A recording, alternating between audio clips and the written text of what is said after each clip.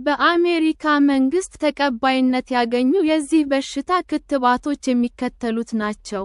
ሁማን ዲፕሎይድ ሴል ቫክሲን (HDCV) ወይንም ማይሞቫክስ።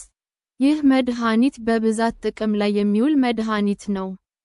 ሚሽጋን ባዮሎጂክ ፕሮዱክትስ ኢንስቲትዩት (ማንኪ ሴል ካልቸርስ) ኢንአክቲቬትድ ዲፕሎይድ ሴል ኦሪጅን (DCO) የነከሰን እንስሳ በሽታው እንዳለበት ማወቅ ብዙ ጊዜ በተለያዩ ምክንያቶች አስቸጋሪ ነው።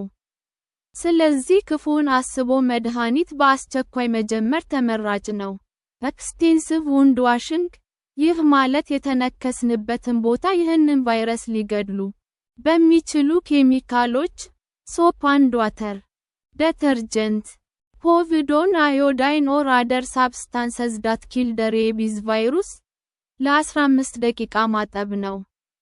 ፕሬቬንሽን፣ በሽታው እንዳይዘን መከላከያ ዘዴ፣ የዱር አራዊትን በቅርበት ሆኖ አለመመገብ፣ በቂ አካላዊ ርቀትን መጠበቅ፣ ሕፃናት የማያውቁትን እንስሳት እንዳይቀርቡና እንዳይነኳቸው ማስተማር፣ የዚህ በሽታ ምልክት ከሚታይባቸው እንስሳት መራቅ፣ ቤት ውስጥ ያሉ እንስሳትን የዚህን በሽታ ክትባት ማስከተብ፣ ቁስሎችን በሳሙና እና በውሃ በሚገባ ማጠብ።